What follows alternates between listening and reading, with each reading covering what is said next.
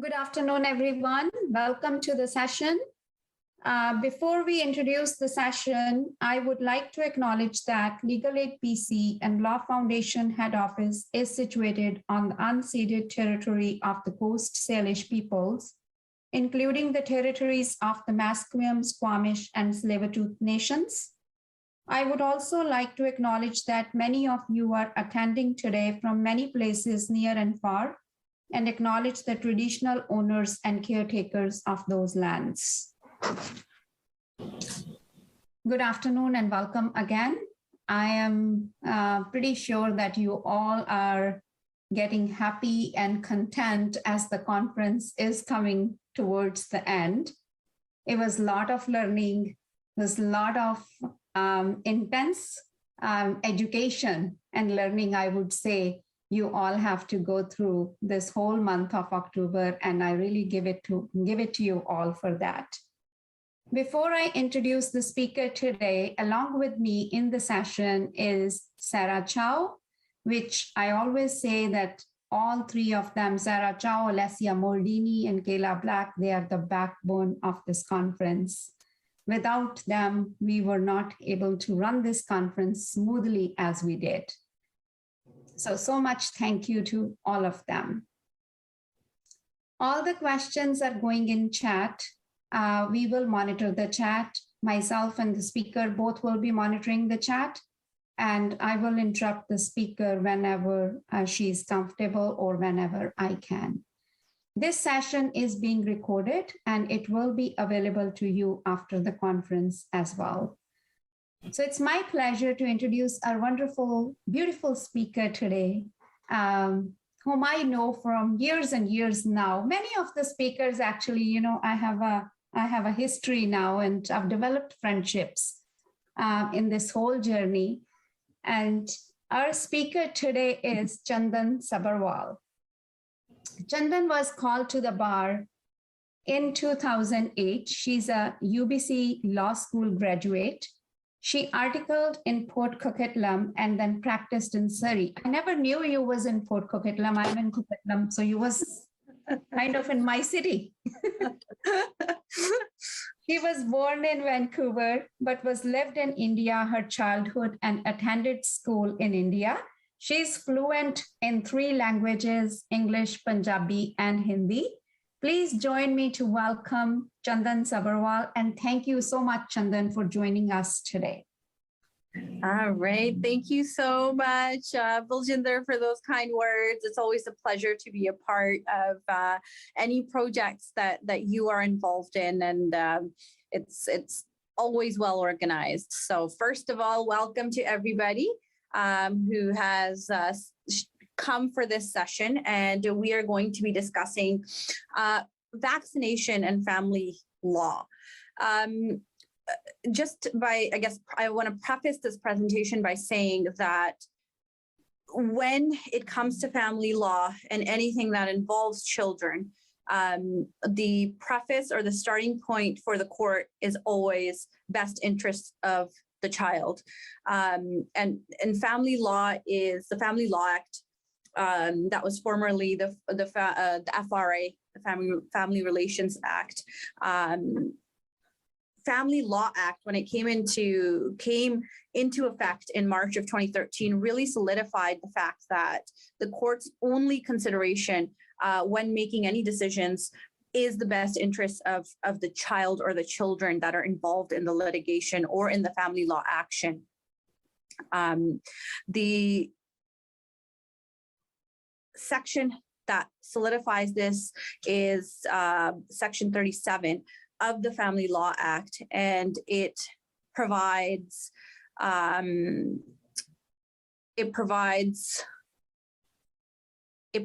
guidance and factors with respect to what is in the best interest of the children. And I wanted to preface the presentation with that in mind, because the case law that is there and that I've come across in my research for today's topic, that is what the courts consider. So in terms of vaccination law and how that, or vaccination and how family law interact. All of the cases that I've come across have utilized experts, competing experts. So, for example, if one parent wants the children to be vaccinated and the other parent is opposed to that vaccination of the children, then each parent has put forth testimony of competing experts, and the judges consider the testimony of these experts. What I found in the case law is that the testimony that's presented by the parent who does not want the vaccination is generally from a person who is a researcher, who's done papers on what could be the potential harms of any vaccination. And they've written papers about it, they've done research about it. And the other side, that is the parent who wants the vaccination, has presented expert testimony of physicians, of doctors who have viewed the child, or who are child's physician, or know the child in some capacity, and they come to court and give their opinion, expert testimony as to why the child A should be vaccinated, and B, why the vaccination is not harmful. I've looked at cases both in the Supreme Court and that have come out of the out of provincial court as well. And essentially, the decisions, they turn on that the evidence shows that it is preferable to vaccinate than leave the child unvaccinated. So one of the lines that the judgment uses, and I want to quote it because that is essentially what the decision of these judges turns on, is that the risks with the vaccination are low and the benefits outweigh those risks. So that is kind of what the case law and the precedent says, that yes, there might be some risks, but the benefits, if the benefits are shown to outweigh those risks, then the court will side with vaccination. There was a recent case out of Saskatchewan, particularly that dealt with COVID-19 vaccination. And again, it was same sort of a situation where one parent wanted the vaccination, other parent didn't. However, the child was actually 12 years old in that case, and the child did not want to be vaccinated. The court found, though, in that particular set of facts, that the child had been influenced heavily by the parent, which was the mother in that case, had been heavily influenced with the parents' views of not getting the vaccination. Also, the grandparents had been influencing the child as well, and that was found to be a factor as to why the child's views, I suppose, in that case, weren't given much weight. And it was then, sorry, I just saw something in chat about case law. I'll put in the citations so that you guys can look them up. But in that case, in the Saskatchewan case, it was again found that the vaccination should occur. And again, it's the cases show that so long as the benefits will outweigh the risks, based on the expert testimony, the vaccination will occur. I would suspect that if somebody wanted to bring a claim as to vaccination, they would have to leave, or why the child shouldn't be vaccinated, they would have to lead expert testimony as to why that particular child is at risk, perhaps given any predispositions or any pre-existing conditions, as to why that vaccination would negatively impact or risk the child's well-being, health and well-being. And again, with expert testimony, I think litigants have to be mindful that it can be costly, depending on how much the expert is going to charge for the expert report, the written report, as well as coming to court and being subjected to cross-examination after they provide their written opinion and their testimony in court. So that, again, it can be a tedious and expensive process.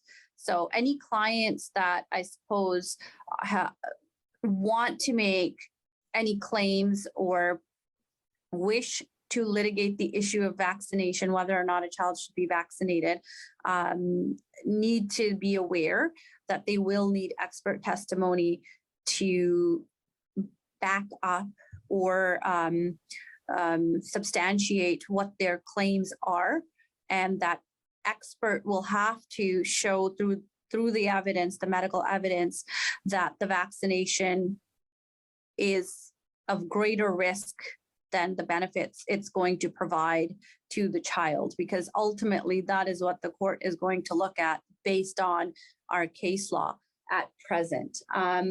I have had personally no such, I think I've had maybe in my career 2 such cases, and they were ultimately resolved without having to litigate them, because it is such a high bar.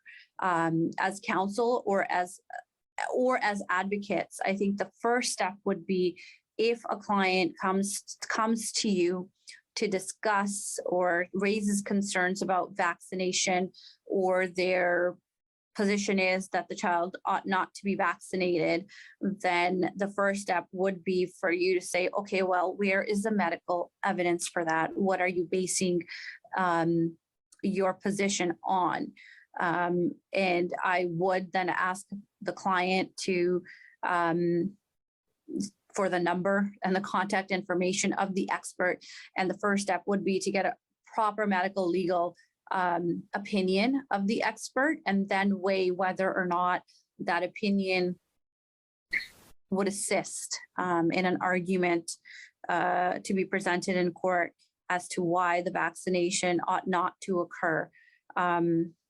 So that is something I think that ought to be done if a client is thinking of making such or launching such a claim as it pertains to getting a child vaccinated. Because I think the case law is extremely clear in that the court wants to know from the expert, and its physician is practicing physicians. They'll place more value upon their opinion.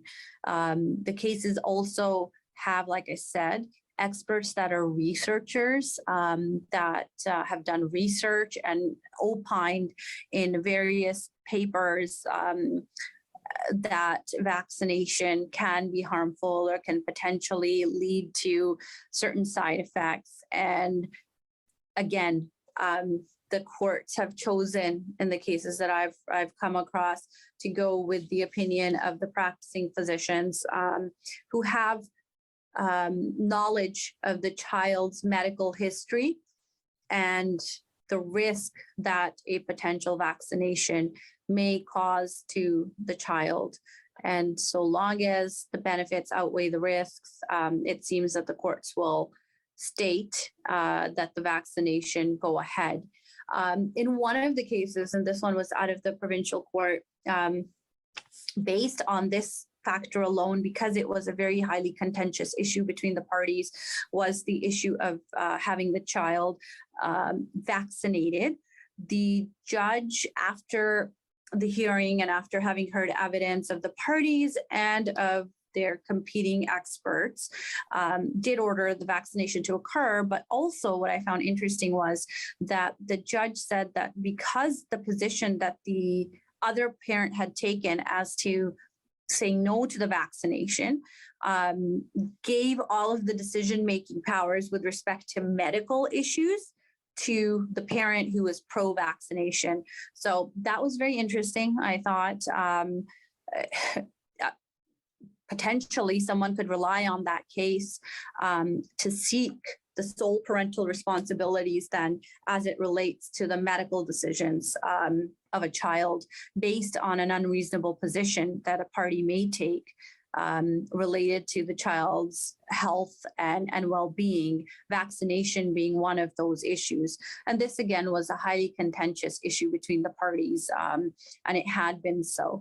So just to be mindful of that if a party or a client takes a position that the court views as completely unreasonable, it may impact the decision that the court makes as to the allocation of the parental responsibilities, which is decision making regarding the children, and medical decisions is one of the decisions that comes under the big purview or umbrella of parental responsibilities, which is under Section 41 of the Family Law Act. So a position that a party takes, again, may have an impact on the overall resolution of how the decision-making as it relates to the child takes place. So again, if a client comes to any of you, or if a client were to come to me with questions about vaccination or a position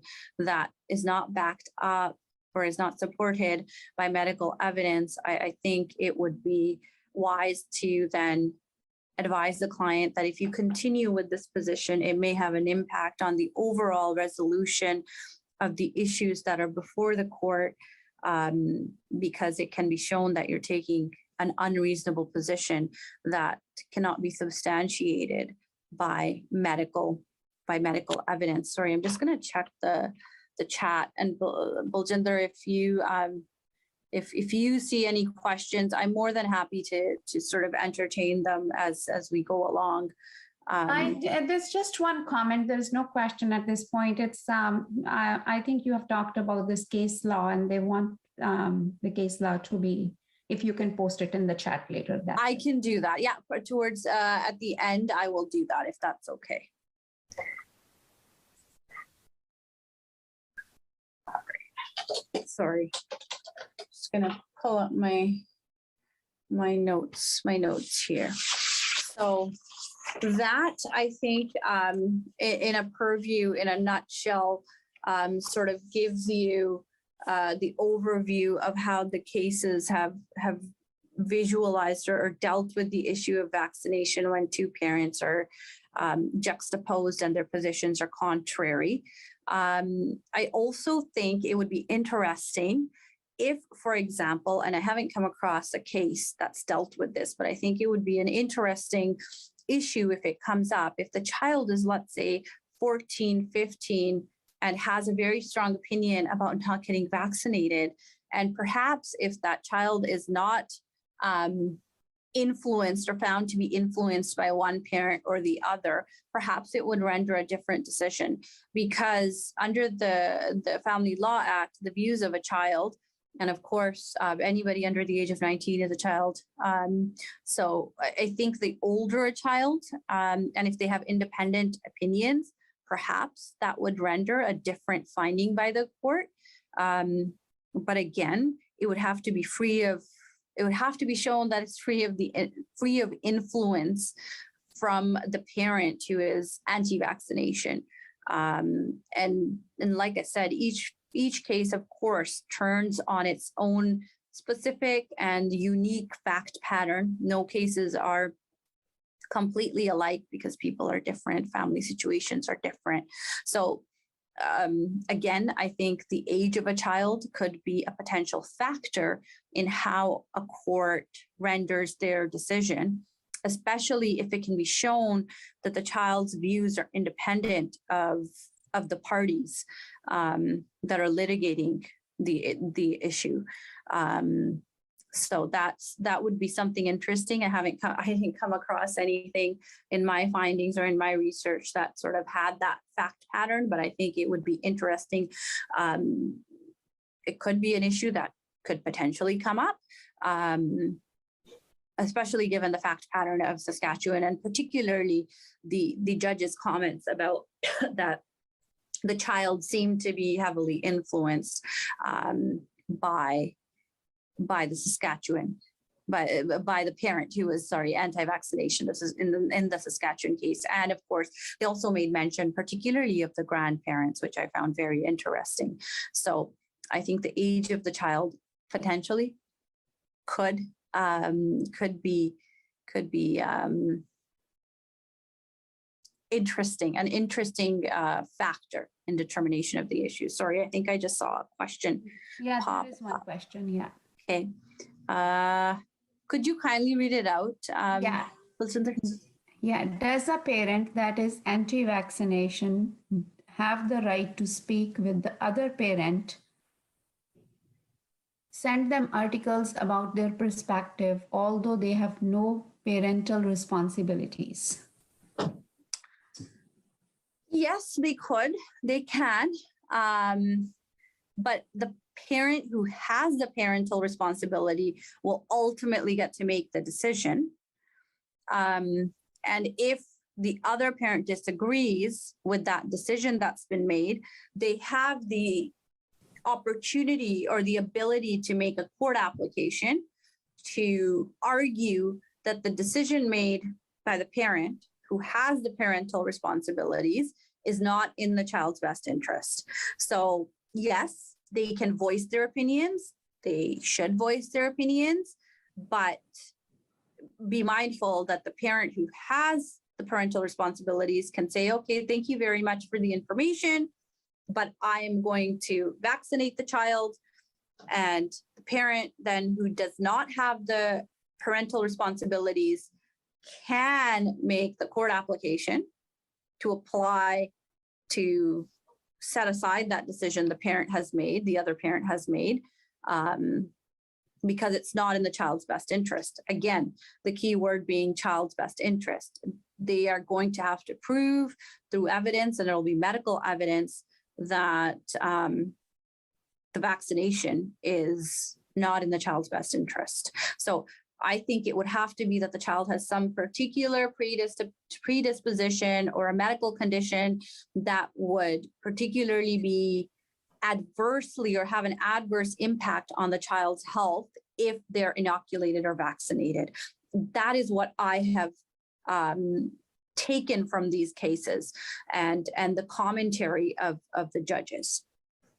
So that's very important. Again, it's going to rest on that evidence. So any client that wants to make such an application needs to understand that they are going to have to present medical evidence to that effect. And ultimately, the judge is going to look at whether or not the child's at risk, at a greater risk if vaccinated.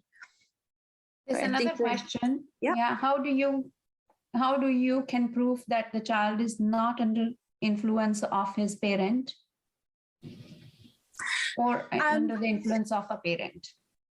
I believe it would have to be done through cross-examination, right? And of course, so a child there can also be views of the child report where the child can provide what their views are and where they get them. And you would get a report writer perhaps to go into that issue, whether or not there has been influence. But I would think that there would have to be some cross-examination of the other party as to, have you ever discussed this with the child? You've discussed this with them. You've made your point of view known to them. You talk to them about this, don't you? So it'll depend again on how the lawyer approaches it, or how the advocate, I suppose, whoever is going to be assisting the client in court, or whether the client is going to be representing themselves, right? So for example, let's say there's text messages from one parent to the child, right? it's an 11, 12-year-old, maybe they have email, maybe they have, I don't know, cell phone, and they're sending articles and saying, oh, don't get vaccinated. You don't want to do this. This could be harmful to you. That could be evidence. So I think each case will, again, it's unique.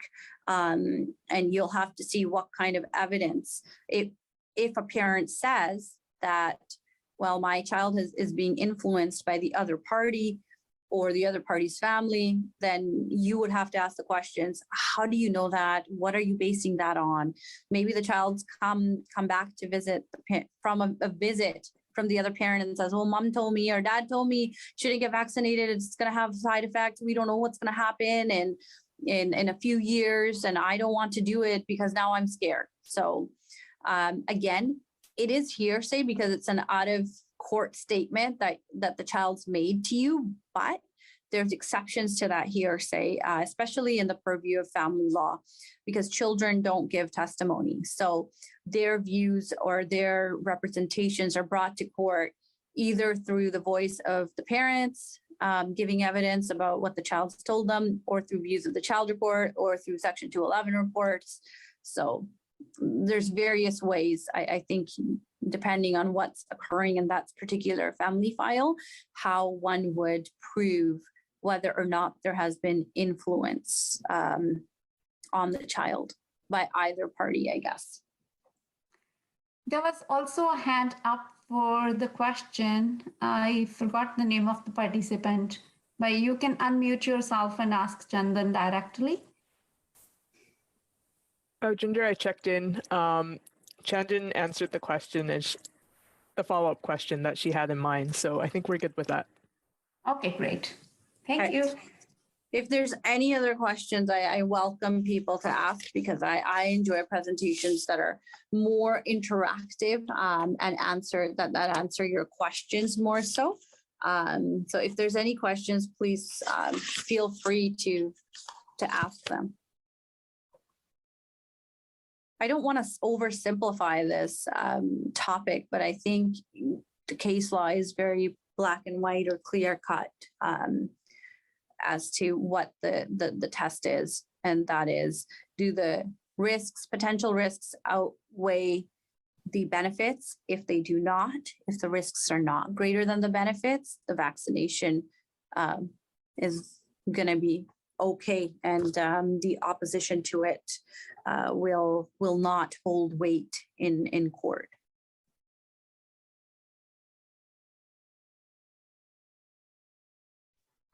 Chandan, I like the idea that voice of the child report as a tool to get the views of the child made clear.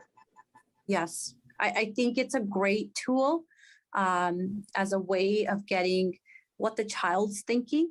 And particularly, for example, if there is that question of the influence, the author of the views of the child report could pose that question to the child. Well, why don't you want the vaccination? Has anybody spoken to you about it?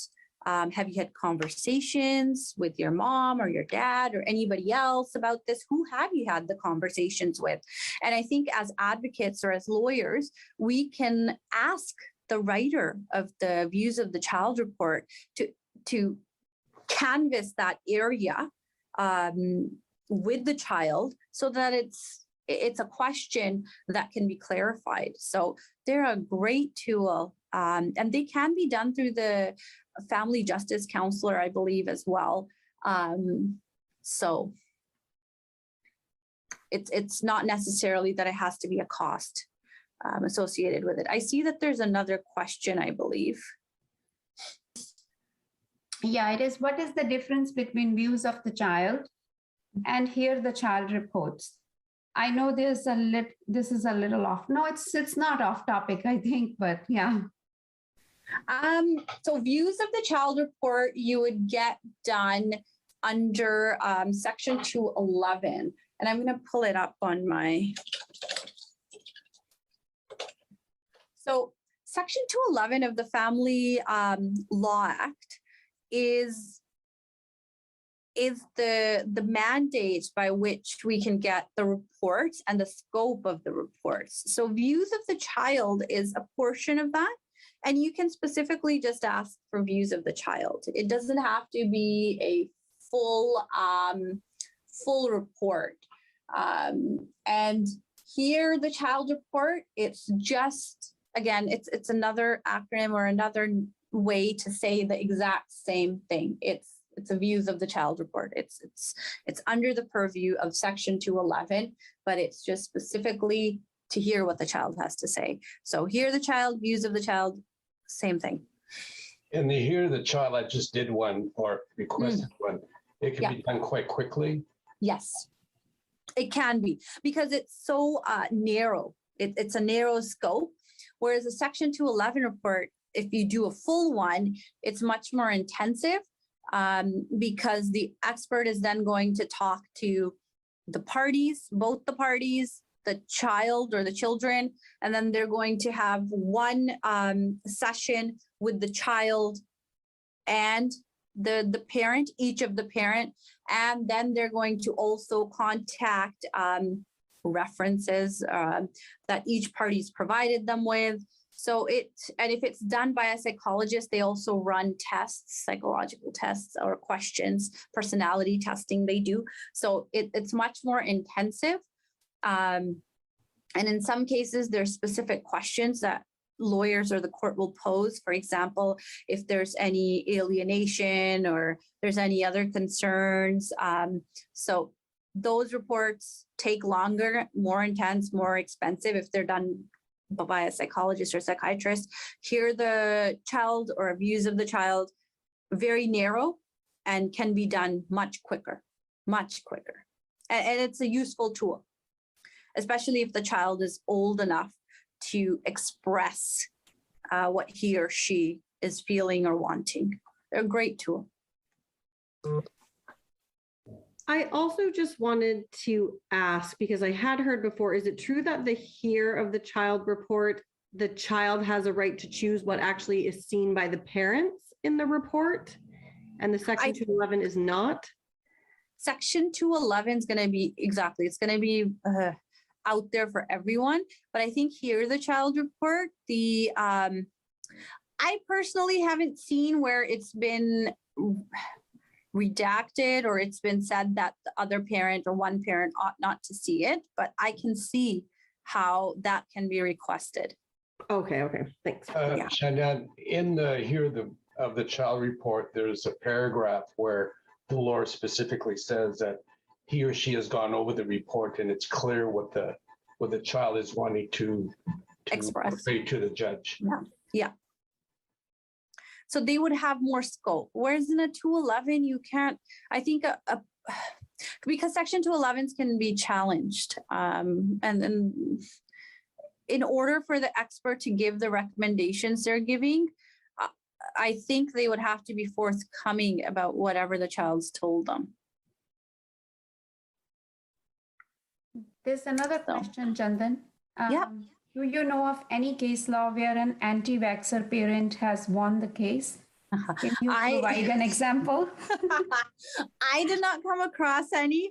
And like I said, the distinguishing, I think that in order to be successful, a parent would have to prove why the vaccination is particularly harmful to this child. And I think there has to be some sort of a pre-existing condition, maybe, that's going to be adversely affected by the vaccination that's given. So the cases that I came across, no, I couldn't find anybody that was successful. I think it's a really high bar, and I think the courts are conservative in their approach.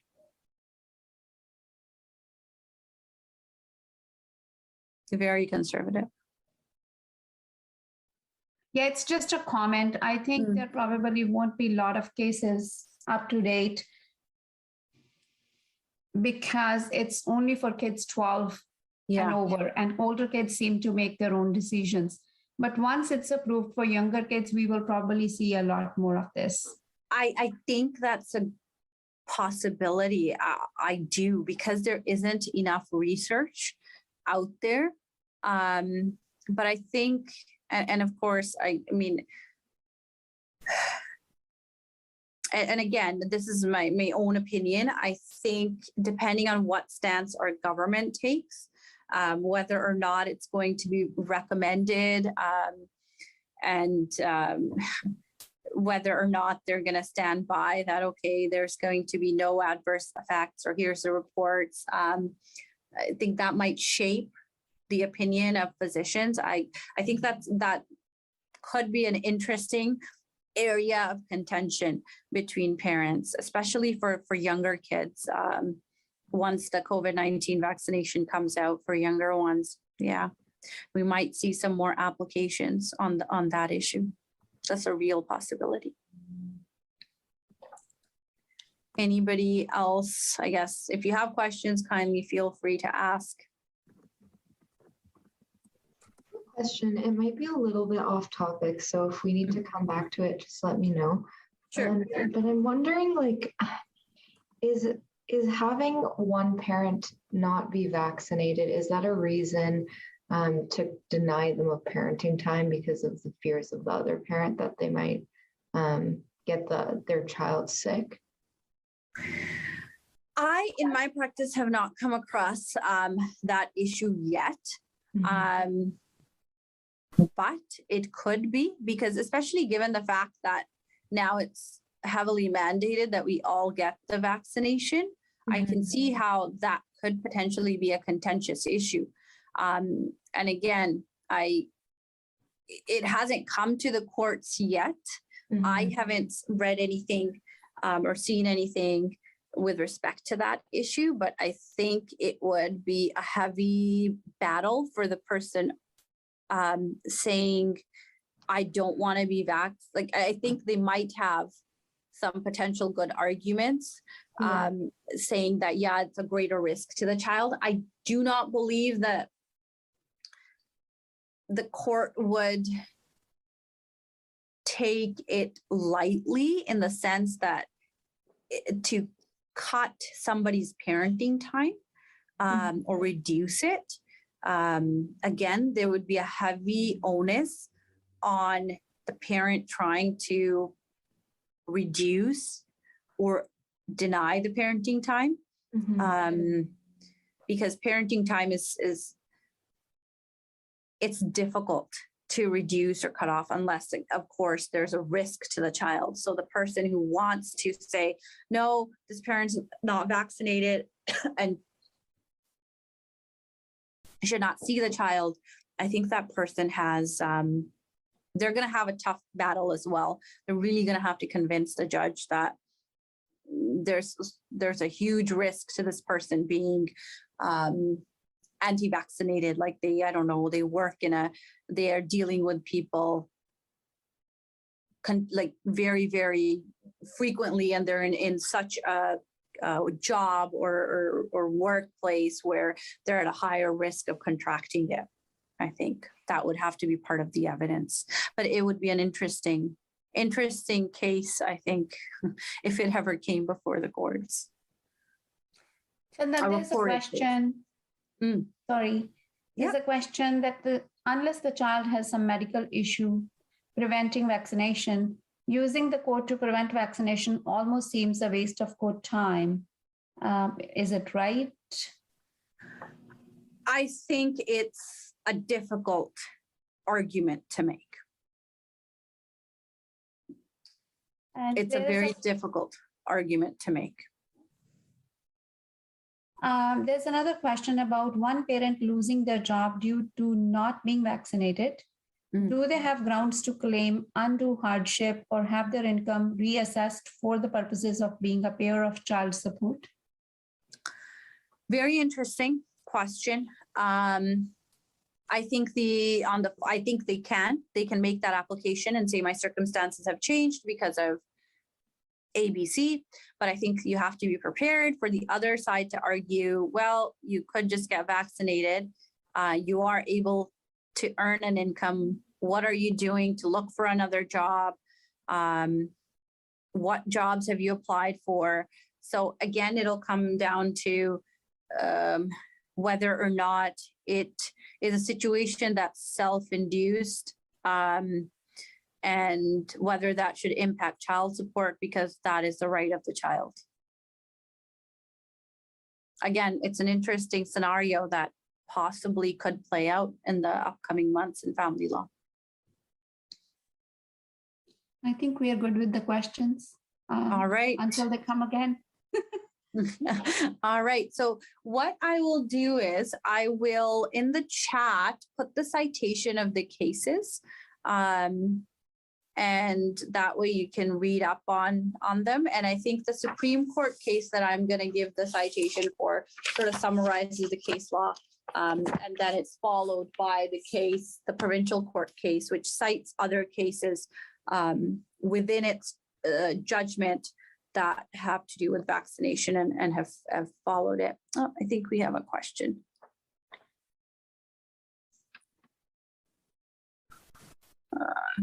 Okay. There are two questions in this question. So people are being presented with mandatory leaves because they cannot or will not get the vaccine. What can they do if they are union members? Can they hire a lawyer to represent them? Some are saying that in their contract, they cannot hire a lawyer to dispute. And the second question is, how can people dispute federal COVID tickets? Very good questions. And my answer is going to be, I don't know, right? With respect to the first question, I think if you'll have to, the people will have to review their contract, and you need someone who does contract law to go over that. And to dispute federal COVID tickets, I am not sure. I'm sorry, my knowledge base is very limited to family law because that is all I practice. I don't really delve into anything else. So my apologies. I don't want to misguide either.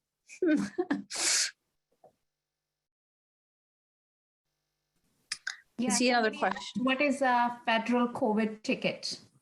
I don't know. I think it's some sort of a ticket that you get for not being vaccinated. I don't know. Yeah, we've just had clients calling in saying that like when they're coming back from overseas or on a trip, they're getting fined $5,000. Wow. Yeah, and then they're calling into the LIOW line being like, how do we fight that? So I was like, I don't know, and I thought I'd ask you. I'm sorry, I don't know, but that's quite No, a that's okay. hefty ticket. Wow. Yeah. Oh, geez. I think, just as a side note, I think in the upcoming months, we're probably going to see more developments on COVID-19 and vaccination, and if people choose not to get vaccinated, what's going to happen. So I think those are policies that are going to be keep evolving. They will have to keep evolving as time unfolds. Yeah, we are good. There are no more questions for now. All right. Yeah. Perfect. So I think what I'll do then is, may I leave the case law citations in the chat? Yes, that's great, Chandan.